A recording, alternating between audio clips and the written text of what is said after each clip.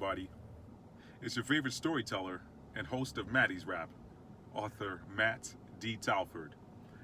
Look, part of me wanted to not get into the whole conversation about certain deals between certain entertainers and certain sports organizations, but this one was too tempting not to tackle. But for this episode, I brought in a friend, so stay tuned for Maddie's Rap.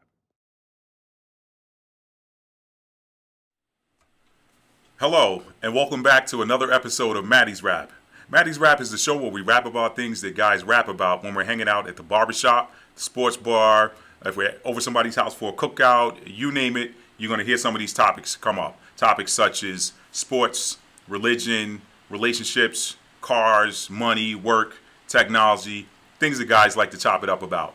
So, listen, if you were watching my last episode, you know that I dropped a little bit of a hint and said that, okay, I'm going to jump in and get in on this topic that everybody's talking about right now. The hottest sports topic right now has nothing to do with free agency, has nothing to do with who got drafted. It's got everything to do with an entertainer making a deal with Roger Goodell. Okay? Some people say deal with the devil, but I'm not doing that. I'm not going to do that. So, but before we get started, I would like to introduce a very special friend of mine. Me and this brother go way back. Way back. He's a fellow veteran. He's an Army buddy. We both were medics in the Army. I'll tell you more about that at the end, but let me introduce you to my friend Bryan Moore. He is the host of the Be More Faithful radio show. And Bryan, tell us a little bit about your radio show. Tell the people out there a little bit who you are. This is the first time they're seeing you. Tell them a little bit about who you are. Well, thank you, Matthew. I appreciate you inviting me on your podcast today. Maddie's Talk? Maddie's Rap. Maddie's Rap. Maddie's Rap. I want to make sure I get that right. So, my name is Bryan Moore. I live in Charlotte, North Carolina. Me and my wife, Sarah, we have a radio show on WPZS Praise 100.9 called the Be More Faithful radio show. And what we do is we have a 30-minute show where we inspire, inform, and entertain our listeners.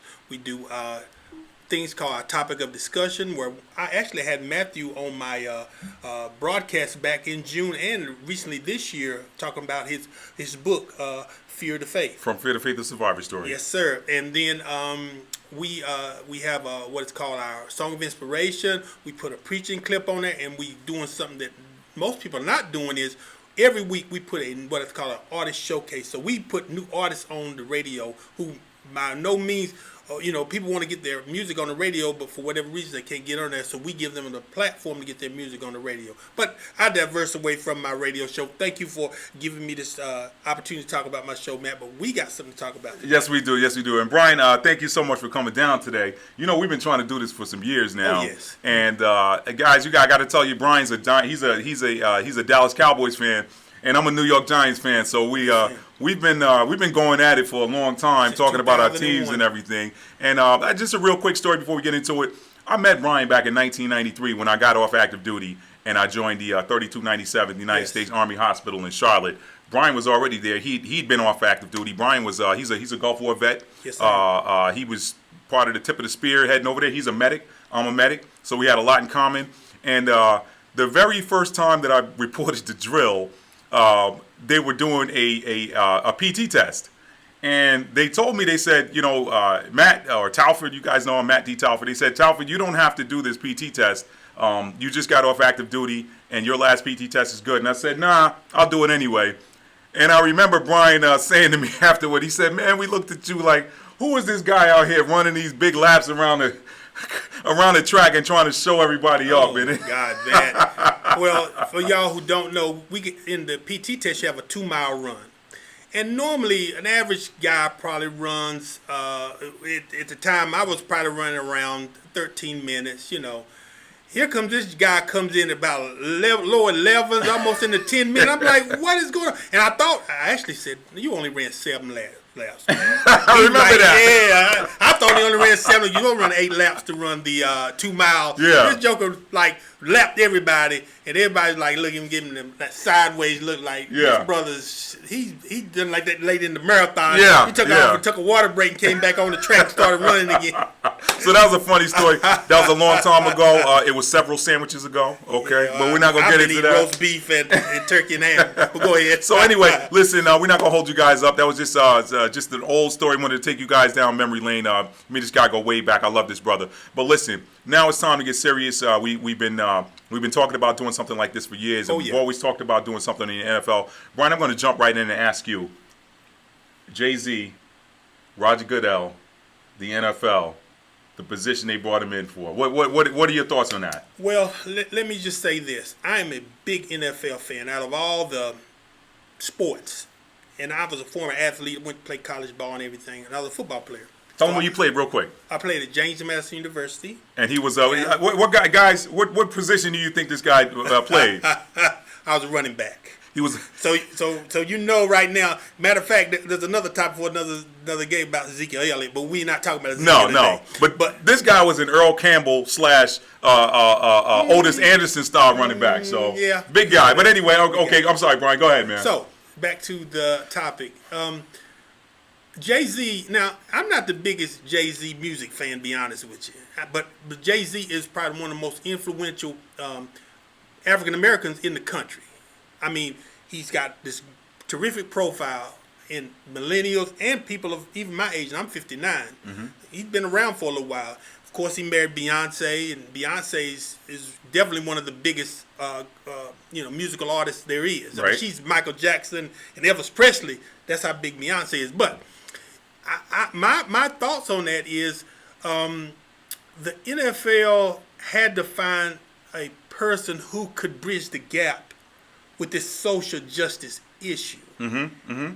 And I think, however they met, him and Goodell, I think they're trying to forge some alliance so that black folks who pay to go to games as well would feel at ease, not with just the product on the field, but also with the stuff surrounding the game itself. The social justice issue, specifically with the Kaepernick issue, and Eric Reed as well, because they were the ones that were kneeling. And the thing that Jay-Z said, which I think is the crux of this conversation, is he said we've gotten past kneeling. Now, if the players decide to kneel in the 2019 season, I ain't gonna have a problem with it. That's just me. So that's interesting, Bryan, that they selected Jay-Z. And I, first of all, as a small businessman myself, and you're a small businessman too, I dare not criticize another man for how he decides to feed his family. Right. And some of you watching, you might argue, Jay-Z didn't need the money. What do you mean about how he feeds his family, whatever. Everybody's got to start from somewhere. Jay-Z started out wherever he started out, and look at where he is now. Mm-hmm. All that's being said, I dare not criticize a man for how he decides to do business. I mean, that was a business decision, but the timing of it is what I have issue with. And of course, this has sent shockwaves through the not just the NFL, but through the entertainment industry. Absolutely. And with particular the fans. Now, there have been other entertainers that have chimed in, and if you were to just do a simple Army style. Go or no go, is this decision a go or no go? I'll say with the NFL and Roger Goodell, it was a go. Yeah. With the fans, it was a no go. Right. But that goes without saying. We know that. The question I have, Bryan, is did Jay-Z ask himself a very critical question? And this is not a question that I heard in the town hall meeting that the NFL put on. By the way, which they did not allow any outside cameras in, mm-hmm. and they gave the viewing public selected clips from that, selected questions and selected clips. Now, I don't know that this question was not asked in that town hall meeting, but if I were there, I would have asked the question to Jay-Z. I would have addressed it directly to him. Have you ever stopped to ask yourself, would the NFL have approached you with, now, most people who are thinking people said immediately when this deal was announced that this was a revenue opportunity for Rock Nation, of course, Nation, right. but more importantly, everyone said this has to be an ownership opportunity for him.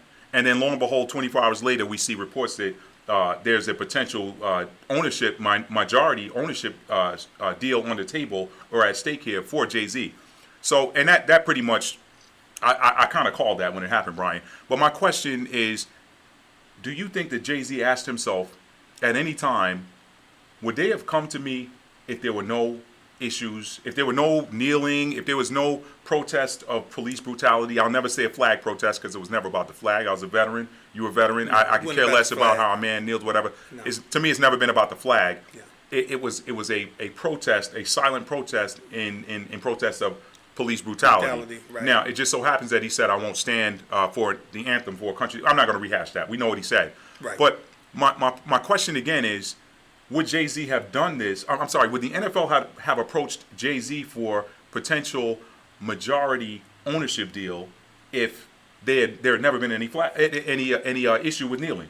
Well, any protest, I'm sorry. Well, here's the thing. Jay-Z's probably worth close to $1 billion if he ain't already a billionaire already. Right. Okay, so most owners are billionaires. Matter of fact, I think all the owners are billionaires. I think matter of fact, here locally, Jerry Richardson might have been the only one who wasn't quite at $1 billion, but the guy who just replaced him, now the most richest, David Tepper, is now the richest owner amongst the bunch. Wow. $14 billion is just worth what he's worth. But back to Jay-Z. I don't fault Jay-Z for wanting to be a owner of a professional sports team. I mean, we do have Michael Jordan who owns the Hornets now, right? And everything. He's a majority owner. So if that's an opportunity for Jay-Z to be an owner, I don't have a problem with that. But my thing with Jay-Z with the social justice thing is, I was just a little bit disappointed he said that there's no need for kneeling. Now, if a player does not kneel this year, that's fine. I'm gonna still watch my football. Right. You're gonna still watch your football. Right. It's not gonna determine something that happens before the kickoff. Right. Really. Right. But, if Jay-Z's trying to speak for the African American community when it comes to social justice over the NFL, well, I'm 50-50 on that. Yeah, he can have a seat at the table, but is he the voice for social justice? That's a great question, Brian. That's a tough question to answer. I think that in looking at the facial reactions to some of the questions, Jay-Z's facial reactions to some of the questions in the town hall meeting, I think that perhaps he wasn't prepared for how this was going to come across. Sounded like that probably was the case. Yeah, right? Yeah. I don't know if he felt like his star power and his celebrity and his fan following would give him a pass. I don't know what the NFL thought. I can give you my personal opinion, right? Because I don't have a dog in the fight. Again, if this is how this man chooses to put bread on the table, then that's how he chooses to put bread on the table. Right. However, I personally, if you said to me, Matt, do you think that the NFL would have come to Jay-Z and approached him if 2016 or 2017, 2016 had never happened, where Colin Kaepernick started this silent protest? Right. And by the way, while we're bringing up his name, I've heard a lot of people out there saying, "Hey, well, Jay-Z should have gone to Colin Kaepernick." To me, a man does not have to explain to another man why he's making a business decision. So I personally think you can throw that out. He owed Colin nothing there from a business standpoint. Now, some of you say, well, if that's your friend, he's trying to get a job. Let me say a conversation I had earlier, Brian. I personally feel like this was a win-win for the NFL, and I feel like these conversations were had behind closed doors about Jay-Z before he came in. Oh, yeah. Now, here's the thing. The NFL, in my opinion, and I say my opinion because I haven't looked at the actual numbers. You guys correct me in the comments if I'm wrong. The NFL was bleeding money. They were bleeding money because you had two factions that were talking about, I'm not watching football. I'm not ordering Sunday ticket. I'm selling my PSL. I'm selling my tickets. I don't want to have anything to do with the NFL. I'm not watching any games or whatever. You had people that were going in hard with this protest of the NFL. Right. On the one hand, you had people protesting, saying, well, hey, this man is disrespecting our flag. So there's one faction that says these athletes are overpaid. They should be glad that they're in a country that allows them to be millionaires by playing a game. You had that one faction. These were the people that were turning off NFL Sunday ticket. On the other side, you had the people that were saying, I'm not watching anything. Or I'm sorry, I'm not watching football anymore because they're blackballing Colin Kaepernick and he doesn't have a job. So you had these two factions that I believe the NFL was causing the NFL to bleed money. Now, the play that I think the NFL made, Bryan, is that I think they said, hey, who can we get to rescue this thing that if it's a success, we can come out looking like the good guys, and if it's a failure, we can blame it on him. I think that's what the NFL did with Jay-Z because here's why. If Jay-Z can quiet everybody and say something like, hey, it's time to move past the kneeling, then, hey, Jay-Z, if you can pull this off, we'll give you a majority stake in the team or whatever. Now, I feel sorry for whoever's going to get their team handed to Jay-Z. We know how these things happen. If I were a betting man, I'd bet money on whoever the least profitable team is. That's the team that Jay-Z is going to get ownership of because that happens so much. Even in corporate America, that happens. But is Jay-Z a prop for the NFL? Well, what's the first four letters of propaganda? Am I right? Am I right? The first four letters of propaganda is prop. Yeah. So if you look at those photos of him with Roger Goodell and they're smiling and they're happy, to me those are propaganda photos. Yeah. The average player in the NFL Players Association does not even like Roger Goodell. You hear this stuff all the time. He's not the player's favorite person, that's for sure. He's the owner's guy. Yeah. He is the owner's guy. And he's got the power of the owners behind him too. Right. So he can pretty much he's the judge, jury, and the executioner. Right. Yeah. So what I think may be the play here, I think they get Jay-Z to come in. They give him a majority stake in a failing team. Failing by there's 32 teams in the NFL. They're going to find the team that's either 29th, 30th, 31st, or 32nd in revenue and say, Jay-Z, take your pick. And I don't know how that's going to play out with that other owner, but we know these guys come together and they push people out. This is how the game is played. You can't get mad at it. It is the game. But I think what happens then is the next play is, hey, we're still bleeding money because people are saying, hey, Jay-Z, bad guy, you're an owner, you should make sure Colin Kaepernick gets the job. The NFL gets the win, Bryan, because you give Jay-Z the team, you say, hey, Jay-Z, you bring in Colin Kaepernick, okay? You get these people quiet over here, and then if this works, we look brilliant. If it doesn't work, we can say, hey, he brought that guy in. We didn't. I don't know. I get it, but here's the thing. Do you disagree?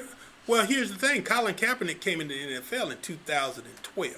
Okay. So would be right now, if he were playing, he'd be an 8-year veteran. Well, in the NFL, the lifespan of an NFL player ain't but 3.5 years. Now, normally quarterbacks last a little bit longer. Yeah. But here's the thing. Colin was a good football player. He was a good quarterback for the San Francisco. He led them to a Super Bowl, led them to the playoffs.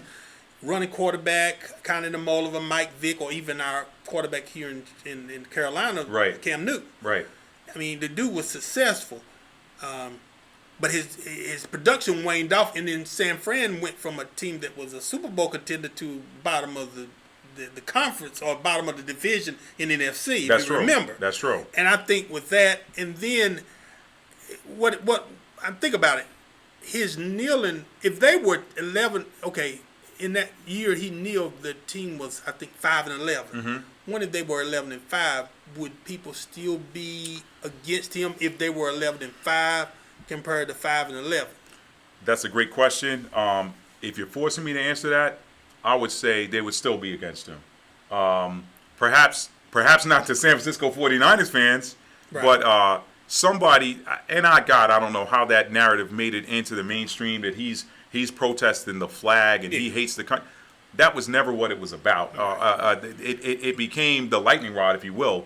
But I can't answer that question definitively and say that they would have been as angry with them were he an 11-5 quarterback. Yeah, I don't know. To the playoffs and on his way to another Super Bowl. Yeah, I don't know. I agree. Bryan, I just think that personally, I think that this was this was the NFL's attempt at stopping the bleeding with their money. Well, and I don't know. But the NFL ain't broke though. No, they're not broke. Money making operation. They're not broke. I mean, they printing money, but you're right. They have lost money and they're losing fan base. Now, let's be honest.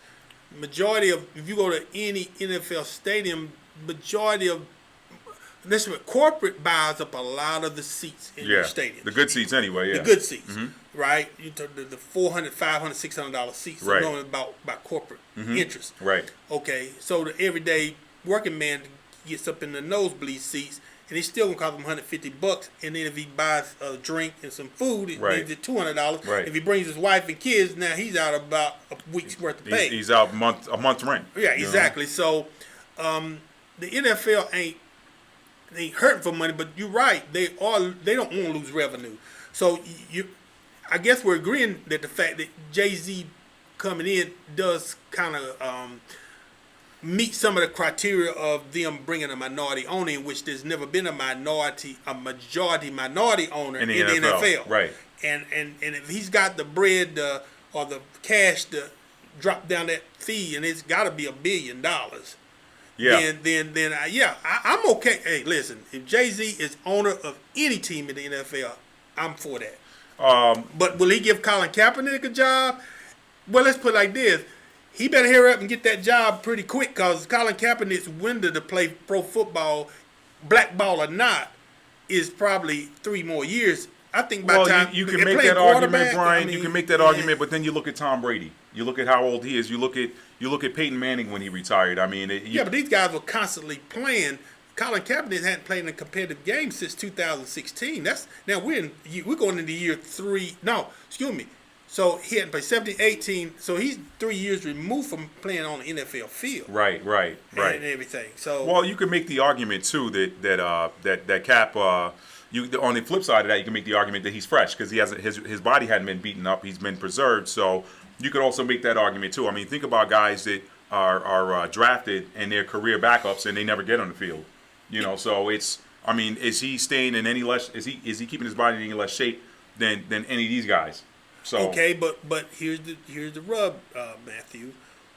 What owner that ain't Jay-Z gonna give him a job? I can't even say that Jay-Z would.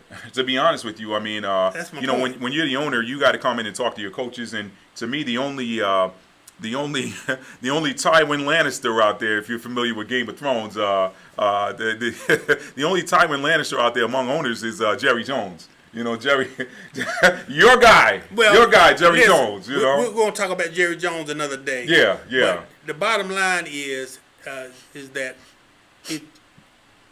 having a majority owner in the NFL would be great for the league. It would be good publicity. It would be great for the NFL to have a black face as the ownership of an NFL team, whether it's Tampa Bay, New York Jets, San Francisco 49ers, Seattle Seahawks, Miami Dolphins. It don't matter. If someone is the ownership of the team is a black man or a man of color. I think the question though is, and I think this is the point of contention with most of the fans out there and most of the pundits, is the how part of it. And again, it goes back to my question, the question that I have not heard answered, and that question is, would Roger Goodell and the other NFL, well, Roger Goodell, he's the megaphone for the rest of the owners. Absolutely. So he's the mouthpiece, he's the speaker. Would Roger Goodell have come forward and approached Jay-Z for an opportunity like this if there were no Colin Kaepernick situation? My answer to that is, I doubt it. I mean, why now? And I think that is the question. Now, again, much respect to Jay-Z as a businessman. I see the opportunity for you, but again, is this opportunity? Is this a worm, or is this a worm with a hook in it? You know what I mean? It could be both. It could be something that could, because, like I said, from the NFL's perspective. Now, remember, Jay-Z is a very influential black man. Yeah, but has he lost some of that influence because of this? Well, but with who? Who has he lost his influence with? Us as black people, maybe, but in the general pop, probably not. Well, he's a celebrity, not just the black folks and rap community. He's a celebrity across the board. Well, everybody knows who Jay-Z is. Here's the risk. The risk is, and with respect to a conversation I had with a friend of mine on the phone, probably about 2 hours ago. He said, "Hey, let's not forget all of the great things that Jay-Z has done for the community. Let's not forget the fact that he put up money to help people with their legal fees and such, and said, hey, I don't want anything back. Let's not forget those gifts." So those are things that they're saying we should call to mind when we're looking at this and trying to be critical. I'm not critical of his move. I'm basically just trying to ask the question: was that a point of consideration when they came to you? Because if you're familiar with corporate America at all, and I know you're familiar with a different arm of corporate America than I. You worked in radio and media. I worked in technology. But the point is, when someone comes to you and taps you on the shoulder, they've had 5 or 10 conversations about you with some other people and gotten the nod to say, okay, go and talk to him. So the question is, did he consider that perhaps he would not be the guy were there no Colin Kaepernick situation? And if so, was it you know what, it's an opportunity nonetheless. I got to take the risk of being the first majority black owner in the NFL. Right. Or maybe they are playing me, but maybe I got something up my sleeve. Well, but you know what? Even think about this, though. Remember they had the rumor about P. Diddy was going to be an owner as well. Remember they floated it out there just to see what type of reaction it would get. And whether P. Diddy was serious or not, they floated it out there. Sometimes, what's that thing called, a trial balloon? Sometimes the media something gets floated out there to see how it would be responded to in the masses. But. What's the but? That's also a tool sometimes too, because that is a tool that you can use when you want a guy to do what you want him to do. You can say, and you know it's something that is desirable. That's Who true. doesn't want to be an owner of an NFL team? Color aside. Yeah. Who having the money that wants to be an NFL team, Right. An owner, how difficult is that's not an easy thing to do. That's not an easy circle to break into. into. It's an exclusive club. It's a very 32, exclusive club. 32 people. Exactly. That's it. So my point is, if I want Jay-Z, then it's one of the tools I'm going to use to get him is to dangle that carrot and say, you know, if you turn this opportunity down, P. Diddy might get it. You know, and that's how they play the game. I'm just saying, I've seen it. Right. I've seen it out there. So listen, Bryan, we've beaten this one to we death. beat it to death. We want to hear from you guys in the comments. What are your thoughts? Do you feel like this is something that perhaps this is an opportunity that would not exist if Colin Kaepernick this whole Colin Kaepernick protest situation had not come about, or was the timing just right? Is the NFL saying, hey, we're ready to really go further and do more things with diversity just because it needs to happen, or hey, we're leaking money, and if we don't stop this, this puddle's going to turn into a flood. We don't want to lose the leak. Why was this? I want to hear from you guys. What are your thoughts? Why now? I mean, we've heard I don't like Jay-Z because he did this, or I don't care, Jay-Z's got the right to do what he want to do. We've heard both sides of that. What I want to hear from you guys is why now? And some final thoughts. Can't leave without throwing a jab out there. Who's going to do better in the NFC East? Who's going to win the NFC East? And how are the Giants and the Cowboys going to stack up against each other? Your team is going to be bringing up the rear. You know that. Here's the thing, and I know. Listen, Matt, thank you so much for allowing me to be here. I haven't been on video in a while, yo. I'm a radio guy. See, I got the. I'm a pretty good-looking guy. But, He's smooth. He's smooth. A little bit older now. I got a little gray on the face, but nevertheless, I think that my team, my favorite team, the Cowboys, who I've been a card-carrying fan since 1970. Okay. They have an opportunity to get to the playoffs and even to the Super Bowl, but Jerry Jones has to sign Ezekiel Elliott. I like Dak Prescott. I think he's a good quarterback. And he might, because the market says he deserves $30+ million. But I'm signing Zeke Elliott if I want to get to the Super Bowl. Jerry Jones, I done learned this lesson from back when Emmitt Smith played. If you're a team that likes to run the football, you better sign the guy that's your best player, which is Ezekiel Elliott. That's just me. Now, as far as your team is concerned, the Giants, because me and you'll be back and forth all season on this. When is Eli gonna retire? Oh man! Oh, you know what? This man loves to do y'all Giants too much, and I hate it for him. Lately, the Giants have been the team I've loved But to y'all won hate. 2 Super Bowls in the last 12 years, so I ain't won a Super Bowl. I ain't even been to a Super Bowl. You're right, Bryan. To your point, the cake of dust is a little bit thicker on your last trophy than our last trophy. So you've got it's probably about twice as thick. But the Giants. I think the Giants have made some interesting moves. I'm saying interesting because I'm trying to be nice, but Saquon Barkley Everybody saying he's the best running back in the NFL. If Ezekiel Elliott don't play, he would be the best running back. Well, he's the best running back with Ezekiel Elliott playing, but that's an argument for another day. All right, it's all for another day. The thing is, I want to say a couple things about the Giants. The Giants, Daniel Jones has been a pleasant surprise for me. The last time we had a quarterback from Duke, his name was Dave Brown, and I'm sorry, the Giants were terrible with Dave Brown under center. We know that. The numbers don't lie. Daniel Jones looks sharp. I think he looks poised. I didn't really watch him, even though I'm an ACC football fan. I watched Clemson. I watched Clemson, but when Clemson plays Duke, I don't even bother to watch because I just don't like Duke. You see the beatdown coming though. I don't like Duke. This guy's a Duke fan, by the way. I don't like Not Duke. Football, basketball. Basketball, Duke fan. Okay, Duke basketball. Yeah, I don't like Duke. Basketball or football. But anyway, I think the Giants. If you look at historically, the New York Giants have been a team that has. When they've been expected to do poorly, they've done well. They've done well. And when they've been expected to do well, they've done poorly. My team aside, your team aside, I think the most exciting team out there this year is probably the Cleveland Browns.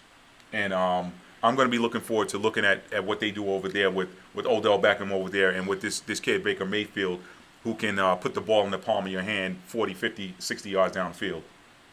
Matt, we're going to have to come back and chop it up again, man. Okay, all right. Y'all, I know we talking football.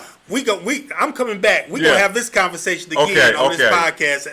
It was a long time coming. Maddie's Rap. Listen, guys, we're about to wrap it up here. It's been a wrap.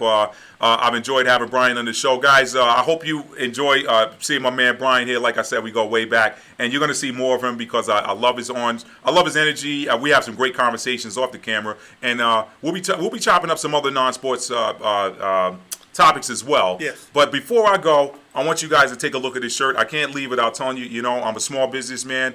I'm a writer. I'm an author. If you want to know what I've written, I've authored 3 books. Look at the description. You can see the title. From Fear to Faith, The Survivor Story has been my top-selling book. It has won multiple awards. It was voted 2017 Best New Nonfiction by the Book Excellence Awards. And Captain's Mate is a little bit more of a niche book, but if you're a tennis player, you have to have a copy of Captain's Mate. There's no other book on the market like it. And last but not least, Stuck in an Elevator. I want to throw a dig at a personality out there, but I'm not going to do it. But if you read this book, you might know who this personality is. That's the subject of Stuck in an Elevator. But I won't tell you about it. You have to. You guys go check it out. Stuck in an Elevator by Matt D. Talford. I just got finalists for Best New Fiction book of 2019 from the Book Excellence Award. So that wasn't bad for my first time out with fiction. But last but not least, you guys know I have some pretty cool T-shirts. This one is from my Truth line here, and look at it. It says it right here. It says a mouthful. No righteous man is ever offended by truth. If the truth offends you, examine your heart. You can get this shirt right now on my website. Go to www.talford. Hey, thank you, Bryan. I got a size that'll fit you. Go to We got you. We got you covered. Go to www.talfordarts.com and check out my online bookstore. You can find this shirt. You can find some other shirts.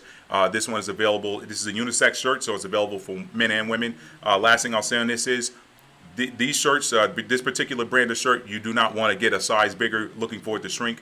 It's not going to fit right. You want to get your true size. Whatever your size is in a polo shirt, that is what size you want to order when you order these shirts from my bookstore. Guys, thank you. It's been a pleasure. Can I promote my show before we Yeah, absolutely. Please. Okay, Sunday nights at 10 o'clock on WPZS, Praise 100.9. It's me and my wife on the Be More Faithful radio show. We are a inspirational show. We talk about things in the faith community, but we play music. We have clips of preachers on. We put new artists on. That's one of our guiding things that we do there at the show. We've been on almost 2 years, me and my wife. We plan on to continue this broadcast on PZS. You can also go to my website, which is www.bmfradioshow.com. There you can listen to the podcast, audio version of the podcast of last week's show. Last week we actually interviewed this lady who's been married for 51 years and wrote a book. Wow. It's called 50 Years and Can Still Say I Do. So that was a wonderful book. Check it out on my website, bmfradioshow.com. Thank you so much, Matt, for allowing me to be on your show, and I look forward to some more conversations with you in the future. Thank you. For Maddie's Rap, I'm your host, Matt D. Talford. This is my friend Bryan Moore. Guys, thumbs up, baby. This one's a wrap. Peace.